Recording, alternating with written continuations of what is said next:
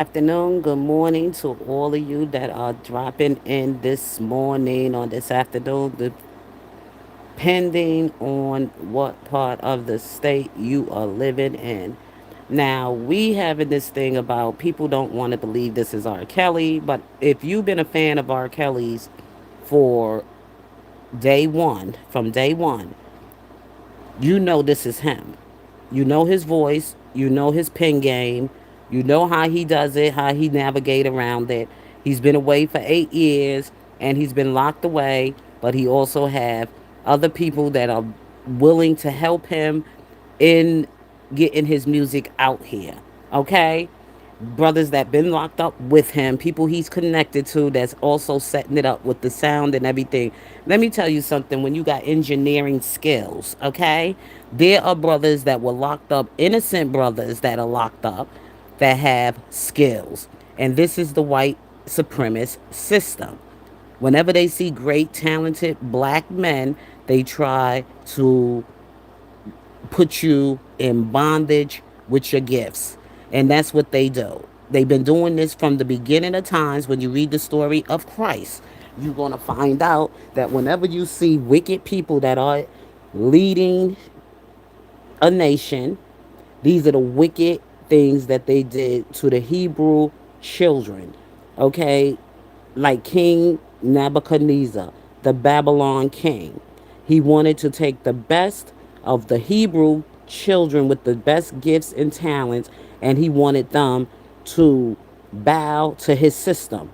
But they refused to bow to the system. And what did he do? He tried to put them in a firing furnace because they refused to bow to the system. Okay? And that's exactly why R. Kelly's in jail. This ain't got nothing to do with pedophile, being a pedophile or having or sex trafficking young women across state lines. They just had to find some kind of way to trap him and to put him in jail and turn his community and his fans against him and say that was him doing it and it's the white man who's been doing it all along. He's been doing it to every black man in that industry, whether you want to believe it or not. And the song Line 'em Up means we all gonna be next. Okay? Don't matter who you are, you sitting there with your mouth shut down, like this is gonna be something great in the end for you, but it won't be nothing great in the end for you. If you listen to the song, it's not a diss song, it's a song for them to understand what's going on, to bring them some awareness, because that's what he's talking about. These people are making you a slave to your own music and they silencing your voices. So listen to the song and stop trying to figure out why he's the R&B king. He's the R&B king because he knows what they're doing and he wasn't bowing to their system. And that's why he's behind bars. Why isn't President Trump behind bars? And he was accused way before R. Kelly of some of the pedophilia that he's been doing and some of the things he did to women. Even his ex-wives spoke on those things. I don't pay attention to it because I said, well, I wasn't there. I didn't witness it. But sometimes you can see it in people's actions of some of the things they do and they can't come to confront them and they don't want to confront them. But people are speaking, people are saying things out there. And let me tell you, it's more than one voice saying it. And then on top of that, it just shows you who white supremacists are. And they always been, and they not going to try to face their judgment. That's why God chose President Trump for this season, for this judgment, and he's going to do right by black people before he leave out of that office. That's if he gets out alive and gets out healthy, because there's no way you're going to continue to wrestle with God and ain't going to confront your sins. We're not going to continue to just calling him names or whatever, but we just going to wait on God because God is working right now on him. And people are out there saying things that they are speaking out there in the universe that he is a pedophile. And they also say he's a bad president. How he's a racist, a white supremacist. R. Kelly has asked for him to lower those sentences and give him lesser time, but to look into his document, at least do that much for him. And it seemed like that was ignored. And he let these white racist supremacists out of jail like Jake Lang, go around terrorizing people, terrorizing communities, especially attacking black communities, going to BET Awards, attacking black people. And these are the kind of people that Donald Trump let out of jail. Black people voted for Donald Trump. Black people went out there and put themselves out there for Donald Trump. And you mean to tell me you can't even look at this black man's I'm sorry, you can't look at his trial and see that there was some discrepancies? Don't see that there was some injustice done there unless you part of it? And you will probably let somebody out that we don't even know. You let the ones out that don't say nothing about you and don't know nothing about you and don't care nothing about you. But you're going to go put the ones in jail, the ones who know all about your dirty shit.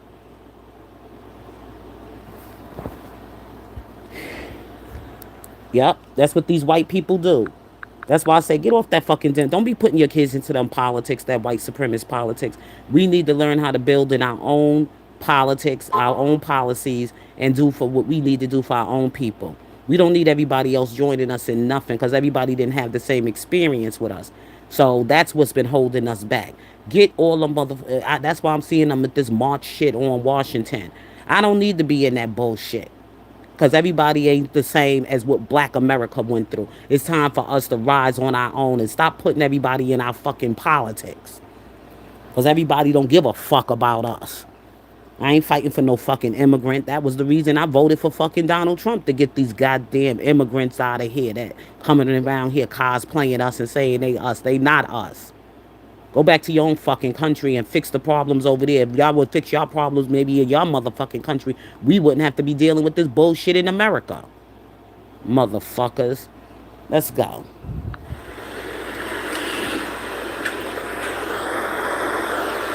Woo, come on, Rob. Come on, Rob. Y'all keep asking the same question. Who could beat him in a versus? Beat who? Go ahead. Line 'em up. Bring one. Bring two.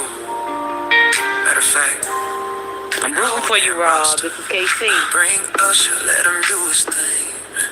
Bring Chris Brown, watch the crowd scream. Bring Babyface with that legendary. See, what he's doing is he calling them all out for their great gifts. They got gifts, talent, skills, and everything. And the white man is just robbing them in the industry, taking away all what they poured in and gave to the community. I mean, gave to the music industry. And these white people are just eating off of these black people's gifts and talents. It's time that we take back what belongs to us. Then bring Neo right behind him. Call Joe, call Keith, call Maxwell, call Tank. By round somebody asking for a drink. By round 12, somebody looking at the exit. By round 20, the DJ still ain't scratched the surface. You thought that was the last hit? Nah, that was just the warm up. And they just keeping y'all fighting among each other. That's where they get they fun and they entertainment from. Oppressing you, even with your own music, making you slaves out of your own music. The fuck out of here. One by one, watch the scoreboard, watch them run. Another platinum, another classic, another anthem, too automatic. 20 songs, man, that's too easy. He still be flipping pages, looking for what to play next. Line 'em up, who else got next? Bring Boys to Men, bring Jodeci, bring Brian McKnight, bring Anthony, bring Stevie, bring Prince, bring Marvin Soul, bring every legend, rock and roll, holla gold. There he said, bring every legend, heart, and gold. Okay? It wasn't a diss song. He's giving the props to all the greats, even the ones before him. Okay? And somebody says, what about the songs he wrote? Everybody gets quiet because now you ain't just battling an artist, you battling a whole era. You see, you ain't just battling an artist. You battling a whole era of the music of R&B. That's what he's saying. If you listen to the words and stop listening to the beat. He's sending you a message in the music.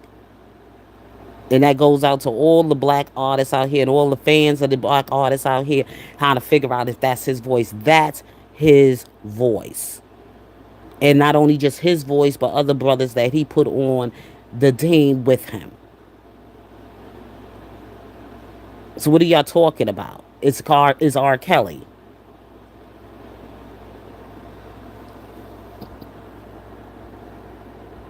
Why R. Kelly is the king of R&B, period. A lot of people don't understand what made R. Kelly the king of R&B.